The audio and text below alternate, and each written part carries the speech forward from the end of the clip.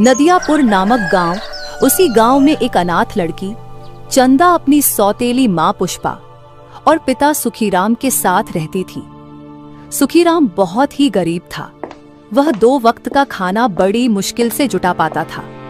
एक दिन जब सुखीराम अपने खेतों में काम करने चला जाता है, तब उसकी सौतेली माँ पुष्पा चंदा से कहने लगती है, अरे चंदा, ओ चंदा, तू कब से बर्तन धो रही है? अभी तक तूने सारा काम खत्म नहीं कर पाया? जी माँ, बर्तन तो धो दिए हैं, बस अब थोड़ा झाड़ू लगाने को रह गया है। अरे मनहूस, जल्दी जल्दी सारा काम कर। एक तो पैदा होते ही अपनी माँ को खा गई, अब क्या मुझे भी खाएगी?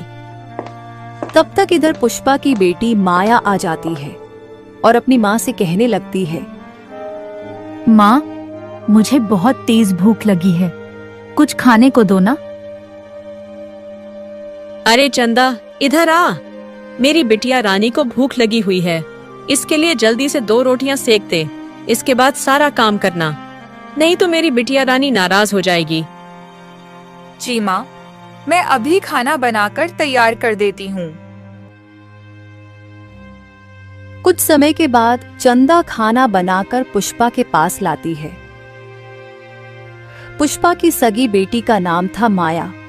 माया अपनी माँ की तरह बहुत ही घमंडी और जिद्दी लड़की थी। वह हमेशा अपनी माँ की तरह चंदा पर रुआब झाड़ती रहती थी। माया बहन, यह खाना खा लो, मैं अभी ताजा बनाकर लाई हूँ। तभी माया उस खाना को खाने लगती है और थोड़ा नमक ज्यादा होने की वजह से कहने लगती है, अरे माँ, ये चंदा ने तो इसमें बहुत ज्यादा नमक डाल दिया। ये सारा खाना कड़वा लगता है, हम नहीं खाएंगे। इतना सुनते ही पुष्पा गुस्से से भर उठती है। वह थाली में रखा खाना उठाकर उसे चखने लगती है और तेज आवाज में चंदा को डांटने लगती है, चंदा, तुझे खाना बनाना भी नहीं आता क्या? इतना नमक कौन डालता है खाने में? हमें तो लगता है तूने तो जानबूझकर इतना ज्यादा नमक डाला है ताकि मेरी बेटी को खाना अच्छा ना लगे। नहीं माँ, मैं ऐसा नहीं कर सकती, शायद गलती से ज्यादा नमक पड़ गया होगा। चंदा, तुझे आज शाम को खाना नहीं दूंगी। तूने मेरी बेटी के लिए इस तरह खाना बनाया, उसे कितनी दिक्कत हुई बेचारी, सुबह से भूखी थी।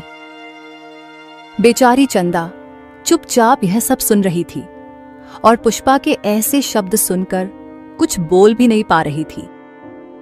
और सुन चंदा, जा अब तू जंगल से कुछ लकड़ी लेकर आ, इसके बाद ही खाना मिलेगा। घर में लकड़ी जलने के लिए नहीं बची है। चंदा लकड़ी लेने के लिए जंगल की ओर निकल जाती है और एक पेड़ के नीचे खड़ी होकर सोचने लगती है, हे भगवान, मेरे पैदा होते ही मेरी माँ को मार दिया, अब मुझे छोड़ दिया इस हालत में। एक तो मेरी सौतेली माँ मुझसे प्यार नहीं करती और ऊपर से बहुत सारा काम करवाती है और खाने के लिए अच्छा भोजन भी नहीं देती है। थोड़ी देर बाद चंदा कुछ सूखी लकड़ियां उठाकर घर की ओर निकल पड़ती है और कुछ देर बाद अपने घर आ जाती है। लो माँ, जंगल से सूखी लकड़ियां ले आई हूँ, अब मैं घर का सारा काम कर लेती हूँ, उसके बाद खाना खाऊंगी, बहुत जोर से भूख लगी है। अरे चंदा, बाकी का काम बाद में करना, पहले अच्छा सा भोजन बनाकर तैयार कर दो। अब की ध्यान रखना, खाने में कोई भी दिक्कत नहीं होनी चाहिए। जी माँ, आप चिंता मत करिए, अब की कोई दिक्कत नहीं होगी, मैं अच्छा भोजन बनाऊंगी। इधर चंदा भोजन बनाकर तैयार करती है और भोजन पुष्पा और माया को दे देती है। वे दोनों भोजन करने लगती हैं। भोजन करने के बाद माया अपनी माँ से कहती है, माँ, अभी मेरा पेट सही से नहीं भरा है, हमारे लिए 2 रोटी और मंगवा दो ना। अरे चंदा, मेरी बेटी माया के लिए 2 रोटी और लाकर दे दे, अभी उसका सही से पेट नहीं भरा है। माँ, उसमें केवल 2 रोटियां ही बची हुई हैं। आज मैंने सुबह से कुछ खाया भी नहीं है, मुझे भी बहुत तेज भूख लगी हुई है। अगर वो दोनों रोटियां आपको दे दूंगी तो मेरे लिए कुछ भी नहीं बचेगा। अरे चंदा, तू अब ज्यादा जवान चलाने लगी है। तेरे लिए उसमें रोटी के टूटे फूटे टुकड़े बच जाएंगे, वही खा लेना। पहले मेरी बेटी के लिए दोनों रोटियां ला कर दे। फिर चंदा रोटी और सब्जी लाकर पुष्पा के सामने रख देती है और चंदा चुपचाप रसोई में लौट आती है। रसोई के कोने में रखी टूटी फूटी बची हुई रोटियों को वह एक थाली में इकट्ठा करती है और जैसे ही वह उन रोटियों को खाने के लिए बैठती है, वैसे ही द्वार पर एक साधु महाराज आ जाते हैं और कहने लगते हैं, अरे बेटी, हमें खाने के लिए कुछ दे दो। हमने 2 दिनों से कुछ भी नहीं खाया है। अगर आज खाना नहीं मिला तो भूख के मारे मेरे प्राण निकल जाएंगे। इतना सुनकर पुष्पा चंदा से कहती है, अरे चंदा, जरा देख बाहर कौन है। पता नहीं कहां कहां से भिखारी आ जाते हैं। कुछ तो काम धंधा करते धरते नहीं और फालतू का मांगने चले आते हैं। जैसे ही चंदा बाहर आकर देखती है तो उसे एक बूढ़े बाबा दिखाई देते हैं और बूढ़े बाबा को देखकर चंदा का हृदय दुखी हो जाता है। बाबा रुकिए, मैं अभी आपके लिए खाना लेकर आती हूँ। चंदा जल्दी से अंदर जाती है और अपने हिस्से की बची हुई रोटी लाकर बाबा को देती है। तभी पुष्पा भी चंदा के साथ बाहर आती है और कहती है, देख चंदा, तूने अपने हिस्से की रोटी अगर इन बूढ़े बाबा को दे दी तो तुझे शाम तक कुछ भी खाना नहीं मिलेगा।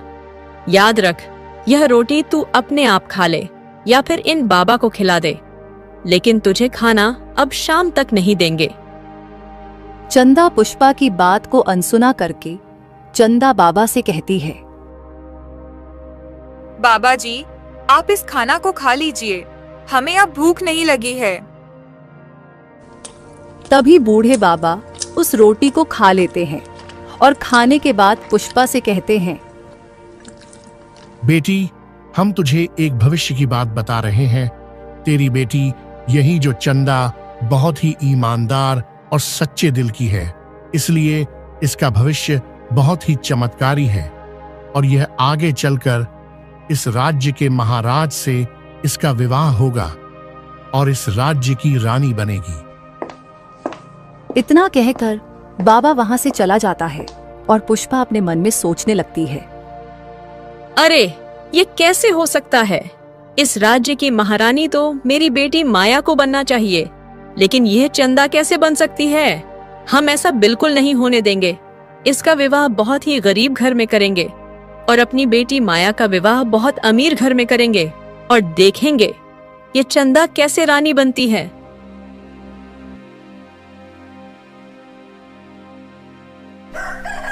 अगली सुबह पुष्पा अपने पति से कहने लगती है, अजी सुनिए, अब चंदा बड़ी हो चुकी है, कुछ भी करके इसकी शादी कर दीजिए। हमने एक लड़का देखा है, वह बहुत ही गरीब है, लेकिन इसके लिए सही रहेगा। हमारे पास इतना पैसा नहीं है कि इसका विवाह अमीर घर में कर सकें। देखो पुष्पा, हम कुछ भी करके अपनी बेटी का विवाह अच्छे घर में करेंगे। भले मेरे पास पैसा नहीं है, हम अपना खेत गिरवी रख देंगे, लेकिन चंदा का विवाह बहुत ही अच्छे घर में करेंगे। ये आप क्या कह रहे हो? आपके लिए तो दूसरी बेटी माया भी तो है, फिर उसका विवाह भी करना होगा। देखो, ऐसा करिए, इसका विवाह उसी के साथ सही रहेगा। फिर कुछ समय के बाद पुष्पा अपनी सौतेली बेटी का विवाह एक बहुत ही गरीब किसान मुरली के साथ करवा देती है। मुरली चंदा को लेकर अपने घर आता है और चंदा से कहता है, देखो चंदा, तुम ऐसा करो, हम तो बहुत गरीब हैं, तुम्हें 2 वक्त का खाना भी नहीं खिला पाएंगे। तुम ऐसा करो, दूसरी जगह शादी कर लो। अजी, आप क्या कह रहे हैं? आप तो मेरे स्वामी हैं। अब मेरा विवाह आपसे हो चुका है, इसलिए तुम्हारे अलावा मैं किसी को नहीं देख सकती, और दोबारा इस तरीके की बातें मत करिएगा।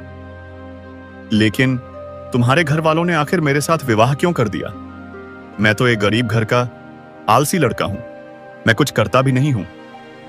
देखिए, भगवान जो करता है अच्छे के लिए करता है। हो सकता है आगे कुछ अच्छा हो जाए। और मेरी सौतेली माँ है, उन्हें मेरा सुख अच्छा नहीं लगता, इसीलिए मेरा विवाह आपसे करवा दिया। अब चाहे जो हो, मेरा विवाह आपसे हुआ, इसीलिए आप मेरे देवता हैं। मैं आपके साथ ही रहूंगी, चाहे मुझे भोजन मिले या ना मिले। इधर पुष्पा अपने घर में बैठी हुई अपनी बेटी माया से बातें कर रही थी। बेटी माया, देखा भिखारी कैसे बता रहा था कि चंदा का विवाह इस राज्य के महाराज से होगा। कहीं इन भिखारियों की भी दुआ काम आती है। हाँ माँ, मैं भी सोच रही थी तुम्हारे होते हुए इस चंदा का विवाह इस राज्य के महाराज से कैसे हो सकता है। सही कहा बेटी, हमने पहले ही उसका विवाह एक गरीब घर में कर दिया। अब देखो, चंदा को 2 वक्त का खाना भी नहीं मिलता होगा। आई थी बड़ी महारानी बनने इस राज्य की, अब रानी तो मेरी बेटी माया बनेगी। और हाँ, आज आने दो, आज मेरे पति को आज ही तुम्हारा विवाह इस शहर के एक अमीर सेठ के घर में करेंगे। इधर जैसे ही पुष्पा का पति काम करके घर पर आता है, तभी वह कहने लगती है, अजी सुनते हो, मेरी बेटी माया अब बड़ी हो चुकी है।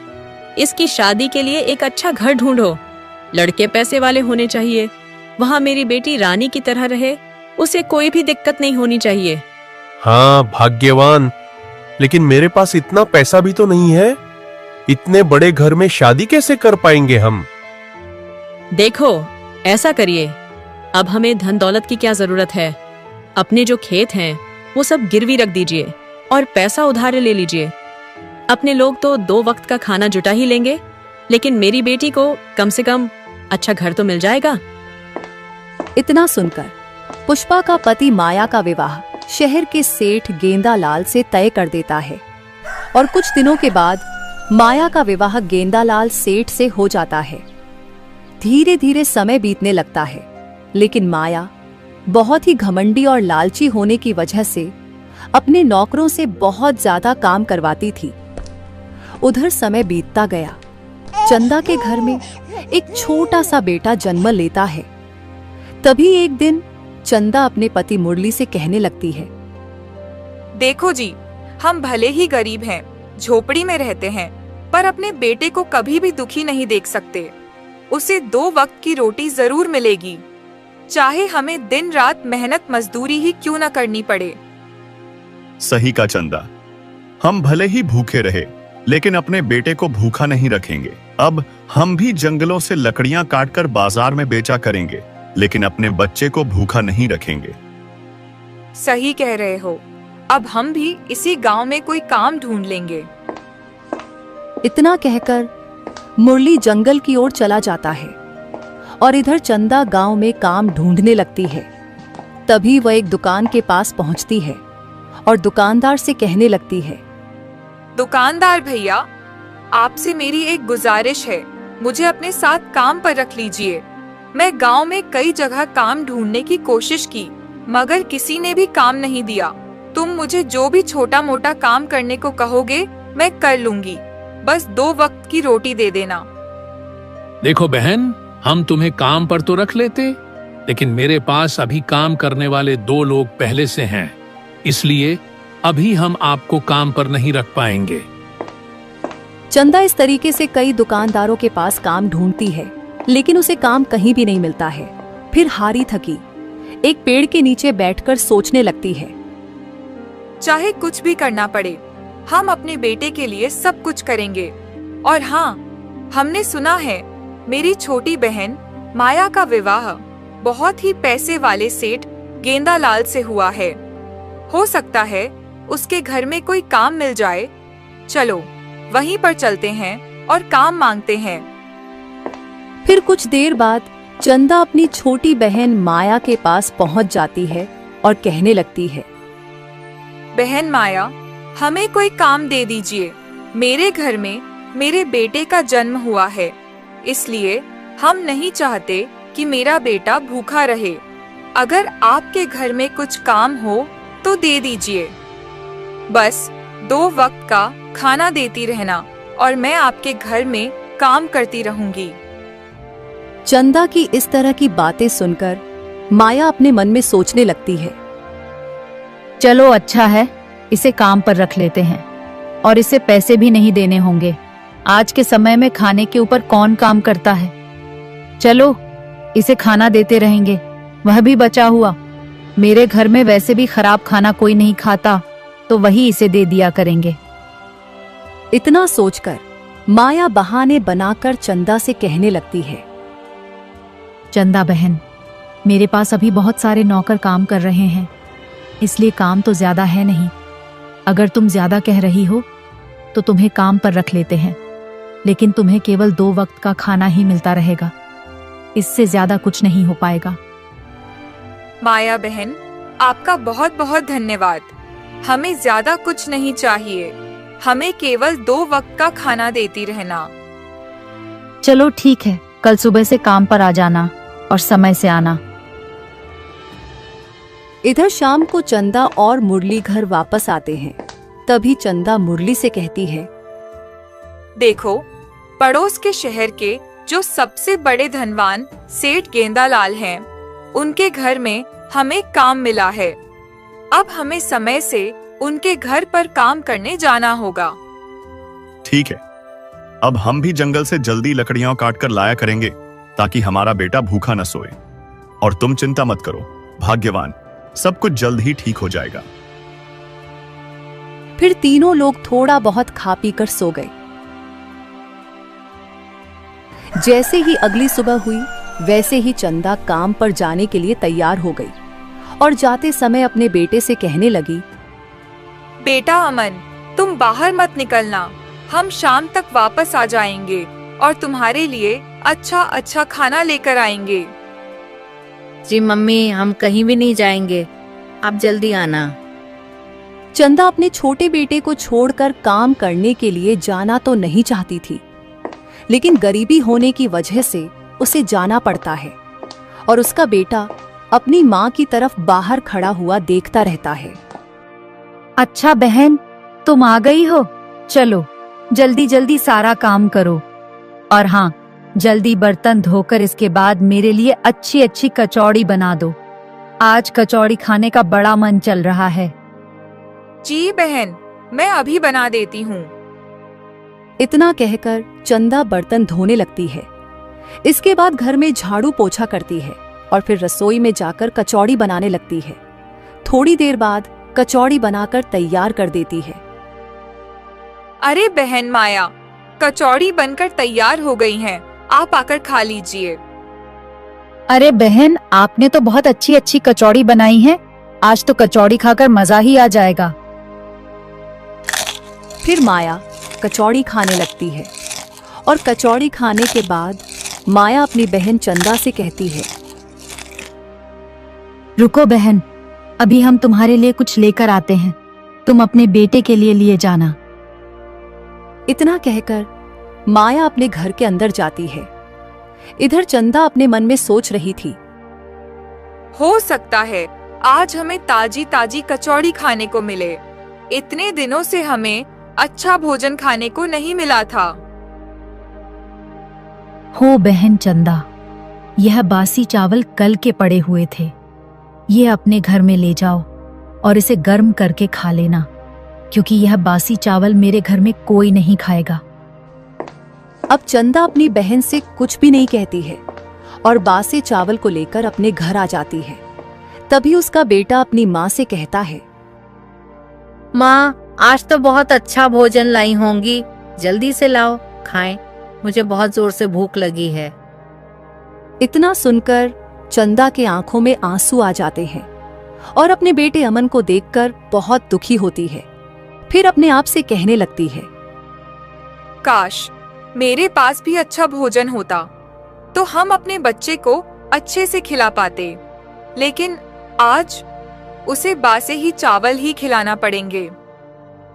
इतना कहकर चंदा उन बासी चावलों को गर्म करके अपने बच्चे को खिलाती है।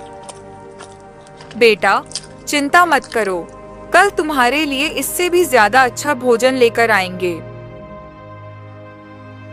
फिर सभी लोग खाना खाने के बाद सो जाते हैं और अगली सुबह जैसे ही सूरज निकला तो चंदा अपने बेटे से कहने लगी, बेटा, तुम्हारे लिए हमने चावल रख दिए हैं, भूख लगे तो खा लेना, लेकिन बाहर कहीं भी घूमने मत जाना और अपने घर पर ही रहना। ठीक है मम्मी, मैं बाहर नहीं जाऊंगा। बस आज थोड़ा जल्दी आ जाना, कल बहुत देर से आई थी आप। ठीक है बेटा, आज हम थोड़ा जल्दी आएंगे और तुम्हारे लिए अच्छा अच्छा भोजन भी लेकर आएंगे। इतना कहकर चंदा काम पर चली जाती है और थोड़ी देर बाद माया के घर आ जाती है। तभी माया चंदा से कहती है, चंदा बहन, आज खीर खाने का बहुत मन चल रहा है। ऐसा करो, तुम झाड़ू पोछा करने के बाद हम लोगों के लिए अच्छी खीर बना दो, क्योंकि खीर खाने का आज मेरा बहुत मन चल रहा है।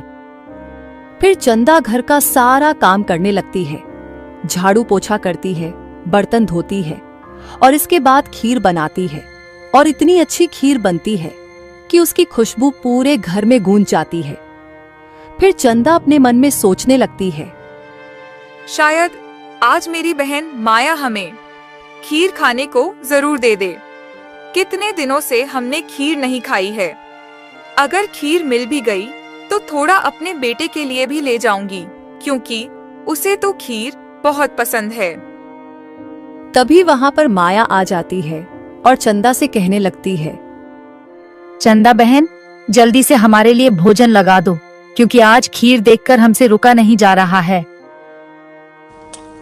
तभी चंदा माया के लिए भोजन लगाती है और भोजन करने के बाद माया अपनी बहन चंदा से कहती है,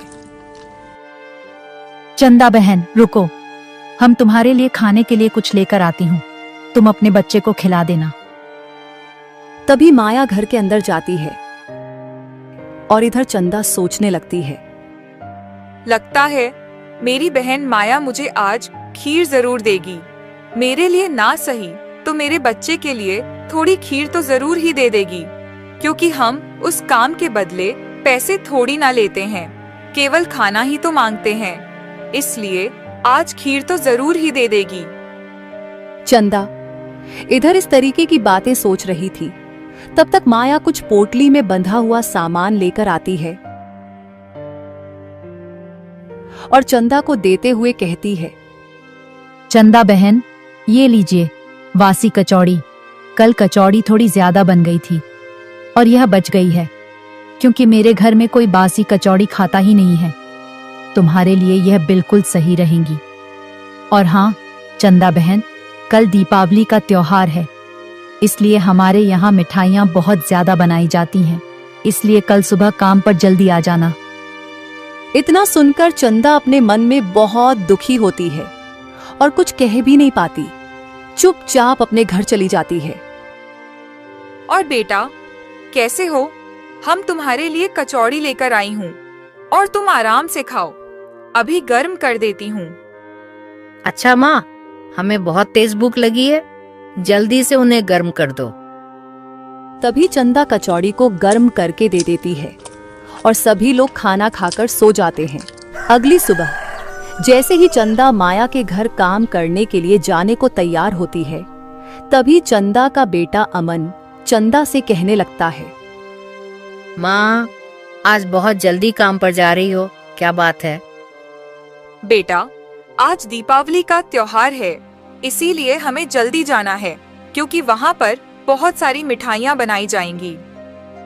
तो माँ, हमारे लिए भी मिठाइयाँ लेकर आना, हमें भी खाना है, क्योंकि बहुत दिनों से हमें कोई भी मिठाई खाने को नहीं मिली है। ठीक है बेटा, आज तो जरूर ही मिठाई मिलेगी, क्योंकि आज दीपावली का त्योहार है, इसलिए बहुत सारी मिठाइयाँ बनाई जाएंगी, तो तुम्हारे लिए जरूर मिल जाएगी। इतना कहकर चंदा धीरे धीरे कदम बढ़ाते हुए माया के घर पहुंचती है। उधर माया तो पहले से ही दरवाजे पर खड़ी उसका इंतजार कर रही होती है। चंदा बहन, घर का सारा काम जल्दी जल्दी करो, आज दीपावली का त्योहार है। सारे बर्तन धो दो और बाहर भी झाड़ू लगा देना, और उसके बाद मिठाइयाँ बनाना शुरू कर दो। आज बहुत सारी मिठाइयाँ बनाई जाएंगी। इतना सुनकर चंदा काम पर लग जाती है और काम करने लगती है। घर का सारा काम करती है, बाहर भी झाड़ू पोछा करती है और सारे बर्तन धोती है। घर का और भी सामान, उसकी भी सफाई करती है। फिर दीपावली की सारी मिठाइयां बनाने लगती है। कुछ समय बाद बहुत अच्छी अच्छी मिठाइयां बनाकर तैयार कर देती है। तभी रसोई में माया आ जाती है। वाह बहन, तुमने तो कमाल कर दिया। तुम तो बहुत अच्छी अच्छी मिठाइयाँ बना लेती हो। इन मिठाइयों में तो बहुत ही अच्छी अच्छी खुशबू आ रही है। ऐसा करो, जल्दी से सबके लिए मिठाई और खाना एक साथ लगा दो। हमसे अब रुका नहीं जा रहा है। इतना सुनकर चंदा सबके लिए खाना और मिठाइयां लगाती है। फिर सभी लोग खाना खाने लगते हैं। तभी माया अपनी बहन चंदा से कहती है, चंदा बहन, थोड़ी देर रुको, हम तुम्हारे लिए कुछ खाने के लिए लेकर आते हैं। अपने बच्चे को खिला देना, उसे बहुत दिनों से मीठा खाने को नहीं मिला होगा।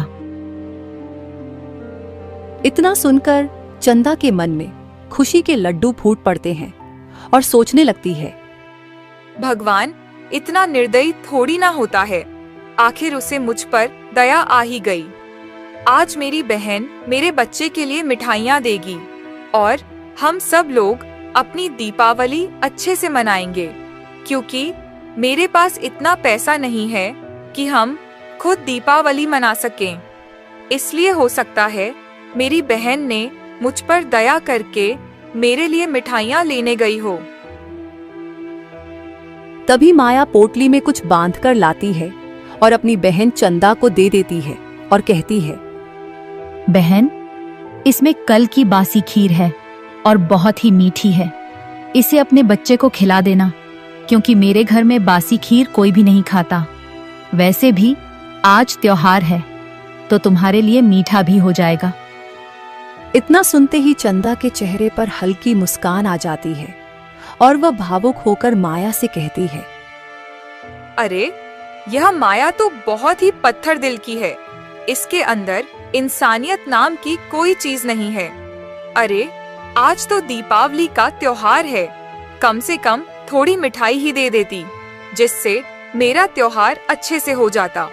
भला हमें कल की बासी हुई खीर दी है, अब इससे कुछ कह भी नहीं सकते। अगर कुछ कहा तो मुझे यह काम से भी निकाल देगी। इसीलिए चंदा अपनी बहन से कुछ नहीं कहती और चुपचाप वह खीर लेकर अपने घर आ जाती है।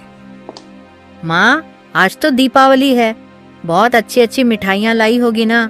जल्दी से निकालो ना, मुझे बहुत जोर से भूख लगी है। अपने बेटे अमन की बात सुनकर आंखों में आंसू आ जाते हैं और चंदा अपने मन में सोचने लगती है, भगवान तू मेरी इतनी परीक्षा क्यों लेता है? कम से कम मेरे बच्चे के लिए तो त्योहार के दिन कुछ मीठा दे देता।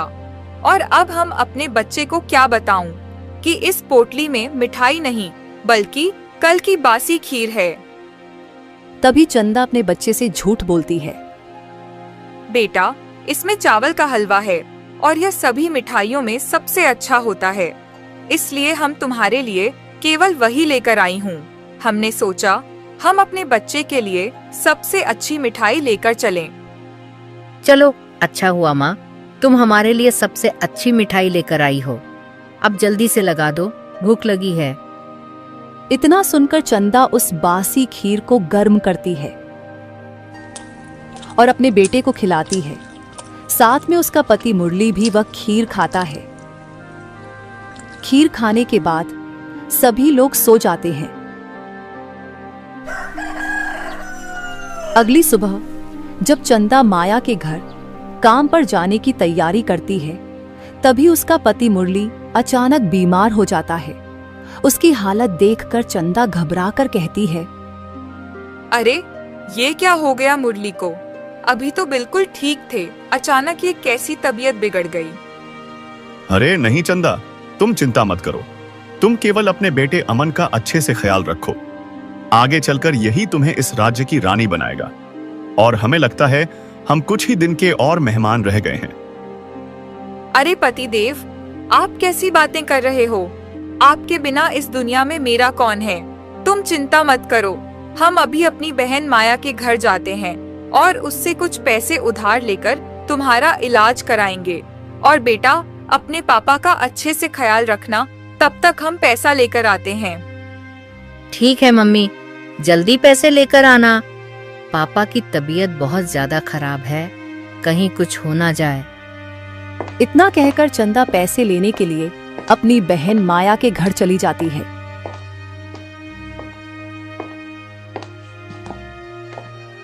माया बहन, आज मेरे पतिदेव बहुत ही बीमार हैं, इसलिए हमें कुछ पैसों की जरूरत है। तुम हमें कुछ पैसे उधार दे दो और थोड़े दिन के बाद हम तुम्हारा सारा पैसा चुकता कर देंगे। चंदा की बातें सुनकर माया अपने मन में सोचने लगती है, अरे इस चंदा के पास तो कुछ भी नहीं है और ये मेरे पैसे कैसे वापस देगी। ऐसा करते हैं, कुछ बहाना बना देते हैं। अरे चंदा बहन, अरे इस समय तो मेरे घर में एक भी पैसा नहीं है, क्योंकि आज मेरे पतिदेव पड़ोस के गांव में एक हवेली खरीदने के लिए गए हुए हैं और वो सारा पैसा अपने साथ ले गए हैं, इसलिए हम तुम्हारी कोई मदद नहीं कर सकते। चंदा इतना सुनकर बहुत दुखी हो जाती है और अपने मन में सोचने लगती है, भला यह कैसी छोटी बहन है मेरी, जरा सा भी दिल नहीं पसीजा इसका। इस कठिन घड़ी में जब मुझे उसकी सबसे ज्यादा जरूरत थी, तब भी उसने मेरी कोई मदद नहीं की। अब इससे और क्या उम्मीद रखूं मैं। शायद कम से कम एक बार भोजन मांग कर देखती हूँ, क्या पता खाने के लिए ही सही कुछ दे दे। हम तो जैसे तैसे भूखे रह लेंगे, लेकिन मेरा बच्चा वो तो भूखा नहीं रह पाएगा। फिर चंदा डरते डरते अपनी बहन माया से कहती है, माया बहन, तो कम से कम हमें खाने के लिए ही कुछ दे दीजिए। मेरे बच्चे ने कल से कुछ भी नहीं खाया है।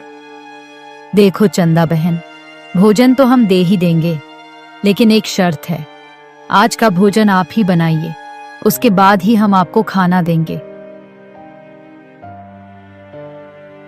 फिर चंदा ऐसी मजबूर परिस्थितियों में जल्दी जल्दी माया का सारा भोजन बनाकर तैयार करती है।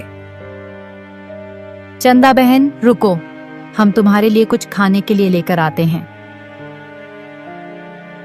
चलो, इस गंभीर स्थिति में मेरी बहन आज मुझे ताजा भोजन तो दे ही देगी। कम से कम ताजा भोजन खाकर मेरे पति की कुछ तो हालत ठीक हो जाएगी। चंदा बहन, यह कल का बचा हुआ लड्डू का चूरा है, क्योंकि कल ज्यादा मिठाई बन गई थी, हम लोग इसे खा नहीं पाए थे, तो यह लड्डू बच गए थे। इन्हें ले जाइए और अपने बच्चे को खिला दीजिए। इस परिस्थिति में तुम्हारे बच्चे को भूखा नहीं रहना पड़ेगा। इतना सुनकर चंदा का दिल और भी टूट जाता है और वह अपने मन में सोचने लगती है, अरे यह तो बहुत ही बेरहम दिल की है। इसे मेरे ऊपर नहीं, लेकिन मेरे बच्चे के ऊपर तो कुछ तो दया आती। कम से कम इस गंभीर स्थिति में आज तो ताजा भोजन दे देती। इतना सोचकर चंदा अपनी बहन से कुछ नहीं कहती है और चुपचाप अपने घर चली आती है। चंदा की पूरे गांव में किसी ने भी कोई मदद नहीं की। ये सब सोच सोचकर चंदा फूट फूट कर रोने लगती है और फिर अपने पति से कहती है, पतिदेव, तुम चिंता मत करिए, हम कुछ ना कुछ इंतजाम जरूर करेंगे और तुम्हारा इलाज तो जरूर करवाएंगे। तुम्हारे अलावा इस दुनिया में मेरा कोई नहीं है। अरे भगवान, तुम्हारी मदद तो किसी ने भी नहीं की, तो मेरा इलाज कैसे होगा? ऐसा करो, तुम इस बच्चे को अच्छे से पाल पोस कर बड़ा करो और हमारी चिंता मत करो, हम तो और कुछ ही दिनों के हैं। अरे पतिदेव, आप ऐसी बातें मत कहिए। भगवान हम गरीबों की मदद जरूर करेगा। इस गांव में इंसान नहीं, राक्षस रहते हैं। भला राक्षस लोगों की मदद थोड़ी ना करते हैं। भगवान ही होता है जो सबकी मदद करता है। इसलिए हमने सुना है कि इसी गांव में एक पुराना मंदिर है जहां लोग दान धर्म करने आते हैं। चलिए वहीं पर भीख मांगते हैं। हो सकता है कोई थोड़े बहुत रुपए दे दे, तो उन पैसों से आपका इलाज करवा देंगे और आप जल्दी ही ठीक हो जाएंगे। इतना कहकर चंदा अपने पति मुरली और अपने छोटे बेटे अमन को अपने साथ लेकर उस पुराने खंडहर मंदिर की तरफ चलने लगती है और कुछ देर बाद वह उस मंदिर के पास पहुंच जाती है। बेटा अमन, तुम यहीं पर अपने पिता के साथ रुको। हम मंदिर के अंदर जाकर भगवान से प्रार्थना करके आती हूँ। अब चंदा मंदिर के अंदर चली जाती है और अपनी दुखों को देखकर फूट फूट कर रोती है और भगवान से कहती है, हमें पता है हमारे पति को बीमारी कैसे हुई है। मेरी बहन मेरे लिए रोज बासी भोजन देती है और बासी भोजन खाने से ही हमारे पति को बीमारी हो गई। भला यह सब हमारी गरीबी की वजह से ही तो हुआ है। इसलिए मेरी बहन माया ने जो बासी लड्डू हमें दिए थे, हमने वह अपने बच्चे और पति को नहीं खिलाए और वही बासी लड्डू अब हम आपको खिला रहे हैं। आप खाओगे तभी तो पता चलेगा कि गरीबों की क्या हालत होती है। मंदिर के देवता चंदा की ऐसी बातें सुनकर कुछ अजीब तरह की रोशनी बिखेरते हैं। तभी चंदा फिर से कहने लगती है, नाग देवता, मेरे पति बीमार होने का आरोप मैं तुम्हारे ऊपर लगाती हूँ। अगर तुमने हमें गरीबी नहीं दी होती तो आज मेरे पति बीमार नहीं हुए होते। हम अच्छे से अपना भोजन करते और अपने बच्चे को पालते। चंदा की ऐसी बातें सुनकर मंदिर के नाग देवता कहने लगते हैं, बेटी, तुम चिंता मत करो। भगवान तुम्हारी परीक्षा ले रहे थे और तुम अपनी परीक्षा में पास हुई हो। कुछ समय के बाद तुम्हारा भविष्य चमकने लगेगा। इतना सुनकर चंदा अपने पति मुरली और अमन के साथ मंदिर के बाहर बैठ जाती है।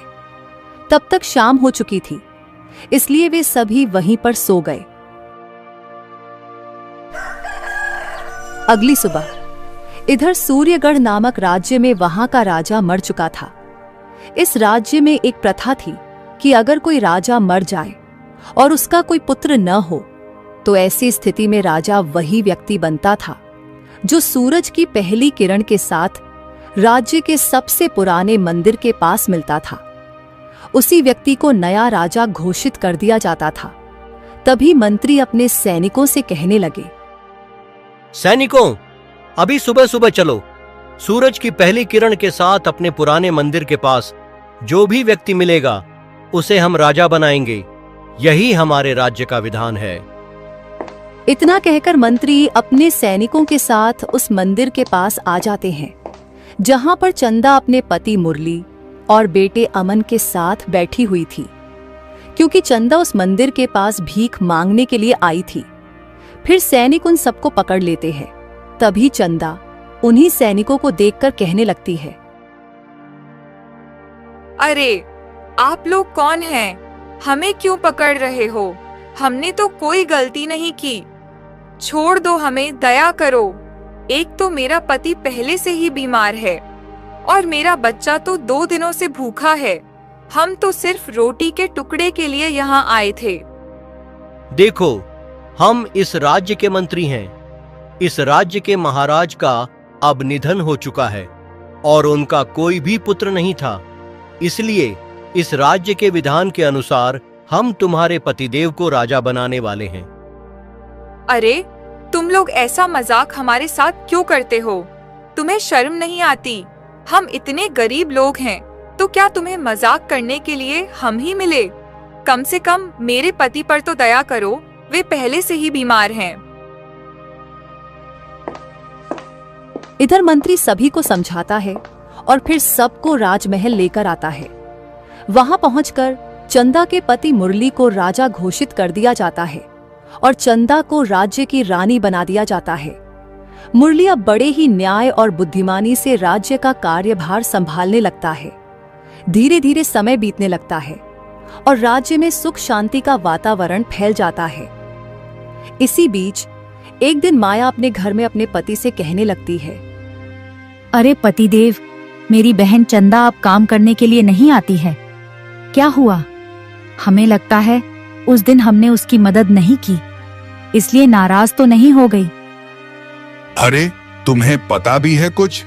तुम्हारी बहन चंदा अब रानी बन चुकी है और उसका पति मुरली राजा बन चुका है। इसलिए वह अब तुम्हारे घर पर काम करने के लिए नहीं आती है। अरे, ऐसा कैसे हो सकता है? वो तो बहुत ही गरीब थी और उसका विवाह मेरी माँ ने बहुत गरीब घर में करवाया था। वह तो कुछ काम भी नहीं करता था, फिर यह राजा कैसे बन गया? अभी हम इसका पता लगा कर आते हैं। इतना कहकर माया बाहर जाती है और कुछ औरतों से पूछताछ करती है। तभी एक औरत माया से कहने लगती है, अरे माया बहन, अब चंदा काम नहीं करेगी। तुम्हें पता नहीं है, चंदा इस राज्य की रानी बन चुकी है और उसका पति गरीब, आलसी व अब राजा बन चुका है। इतना सुनकर चंदा अपने घर वापस आ जाती है और अपने पति से कहने लगती है, अरे पतिदेव, चंदा तो सच में अब रानी बन चुकी है। ऐसा कैसे हो सकता है? इस राज्य की तो रानी हमें बनना चाहिए था। भला वह राज्य कैसे चला पाएगी? अरे माया, तुम क्यों परेशान हो? तुम्हारे पास पैसे की क्या कमी है? हम भी तो एक जमींदार हैं, बहुत सारी दौलत हमारे पास है। तुम्हें किसी भी प्रकार की दिक्कत नहीं होती है। नौकर चाकर काम करते हैं। अरे नहीं चंदा, हमसे ज्यादा पैसा वाली नहीं हो सकती। यहाँ तक कि वह तो अब रानी बन चुकी है। रानी तो हमें बनना चाहिए था। अरे तुम्हें तो अब खुश होना चाहिए कि तुम्हारी बहन रानी बन चुकी है। इसीलिए हम कह रहे हैं, तुम्हें लालच नहीं करना चाहिए। ज्यादा लालच करना हानिकारक होता है। अरे हमें इससे कुछ मतलब नहीं। इस राज्य की तो रानी हम ही बनेंगे, चाहे मुझे कुछ भी करना पड़े। इतना कहकर माया राजमहल की ओर चल देती है और कुछ ही समय में राजमहल पहुंच जाती है और सैनिकों को अपना परिचय देकर सीधे चंदा के पास पहुंच जाती है। अरे आओ आओ बहन माया, बहुत दिनों के बाद आना हुआ। हाँ चंदा बहन, तुम तो अब रानी बन चुकी हो, इसलिए हम तुमसे मिलने चले आए हैं। चलो अच्छा हुआ, तुम हमसे मिलने आ गई। और अपने माता पिता कैसे हैं? अरे बहन, अपने माता पिता तो बहुत समय पहले ही स्वर्ग सिधार चुके थे और अब इस दुनिया में नहीं रहे हैं, इसलिए हम लोगों को अपना रिश्ता चलाना होगा। अरे माया बहन, तुम चिंता मत करो, हम तुम्हारी बड़ी बहन हैं। तुम्हें कभी भी किसी प्रकार की दिक्कत नहीं होगी। अगर कोई दिक्कत होती है तो तुम हमें जरूर बताना। इतना सुनकर माया अपने मन में सोचने लगती है, अरे दिक्कत तो चंदा बहन तुमसे ही है, जो अब तुम रानी बन चुकी हो। इस राज्य की रानी तो हमें बननी चाहिए थी, ना कि तुम्हें। और अब हमें यही पता लगाना है कि तुम रानी कैसे बनी हो। फिर माया बहाना बनाते हुए अपनी बहन चंदा से पूछने लगती है, अरे चंदा बहन, तुम अचानक रानी कैसे बन गई? तुम तो बहुत गरीब थी। बताओ बहन, क्या हुआ तुम्हारे साथ? तुम्हें तो हमने केवल बासी लड्डू देकर भेजा था और उसी दिन से तुम रानी बन गई हो। देखो माया बहन, उस दिन जब हम तुम्हारे द्वार पर मदद मांगने आए थे ना, तब तुमने हमारी कोई मदद नहीं की। हमने तो पूरे गांव में घूम घूम कर मदद मांगी, पर किसी ने भी हाथ नहीं बढ़ाया। और तब उसी हालत में तुमने हमें खाने के लिए वो वासी लड्डू दे दिए। वही लड्डू लेकर हम अपने घर लौट आए, लेकिन उन्हें खाया नहीं। जब हमारे पति की हालत और ज्यादा बिगड़ने लगी, तब हमने सोचा हमारे गांव के पास नाग देवता का एक मंदिर है, वहां लोग दान पुण्य करने आते हैं। तो हम अपने पति को लेकर वहीं पहुंच गए। वहां जाकर हमने नाग देवता से बड़ी श्रद्धा से प्रार्थना की और वही वासी लड्डू हमने उन्हें चढ़ा दिए। फिर क्या हुआ माया बहन?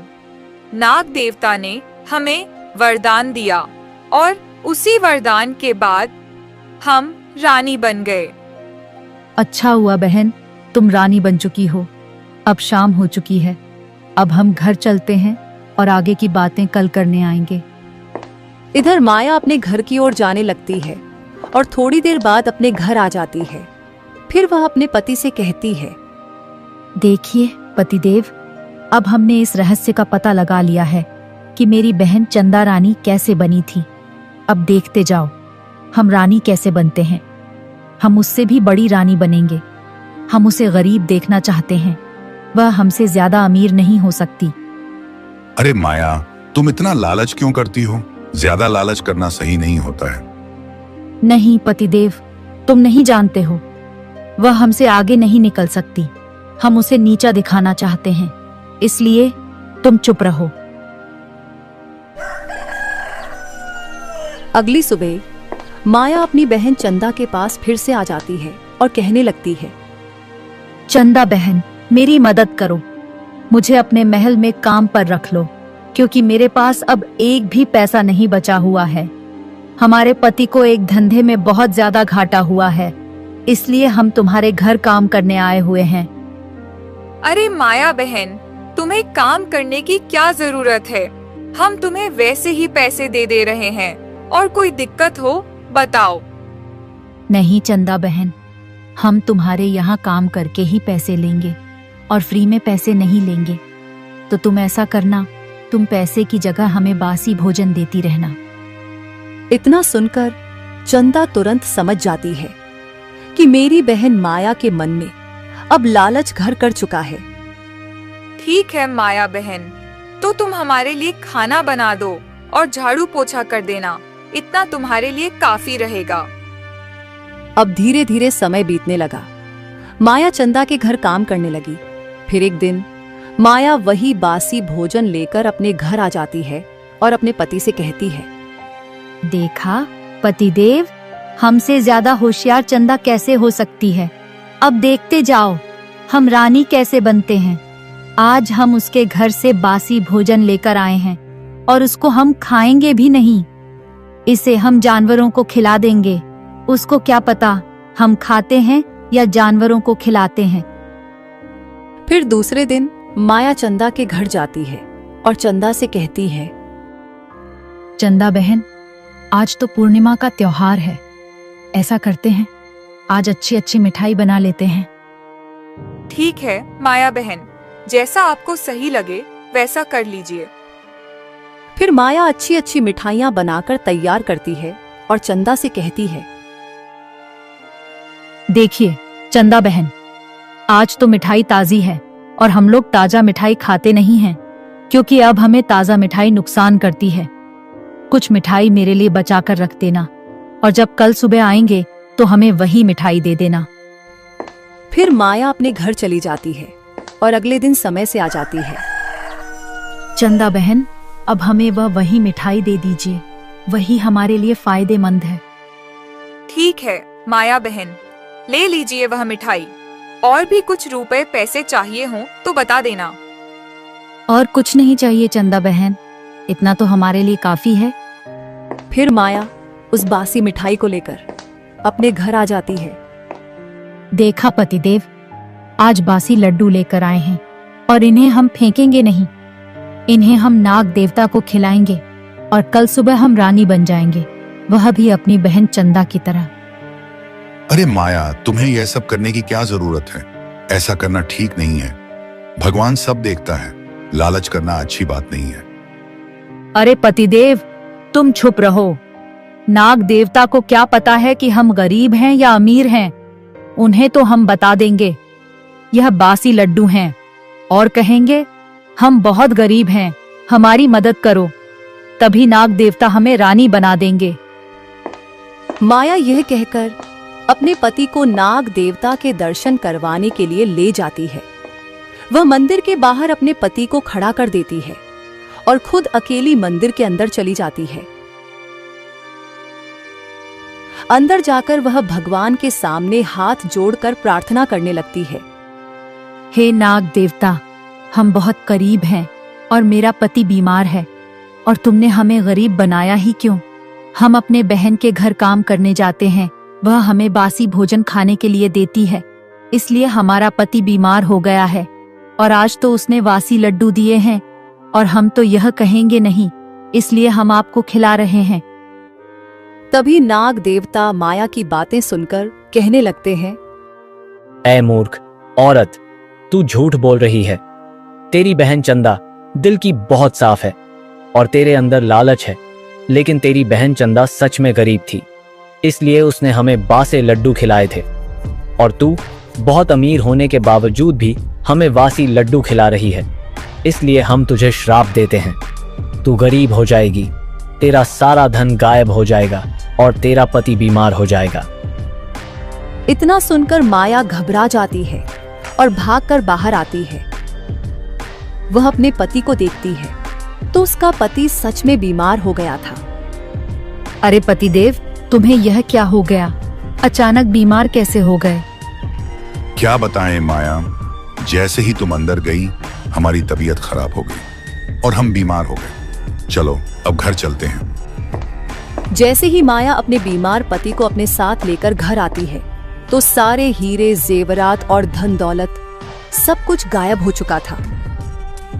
तो दोस्तों, इस कहानी से हमें यह सीखने को मिलता है कि भगवान के घर देर है, अंधेर नहीं, और भगवान जो भी करता है अच्छे के लिए ही करता है। हमें इस बात पर विश्वास रखते हुए अपना जीवन व्यतीत करना चाहिए और कभी भी लालच नहीं करना चाहिए। तो दोस्तों, आपको यह वीडियो कैसी लगी?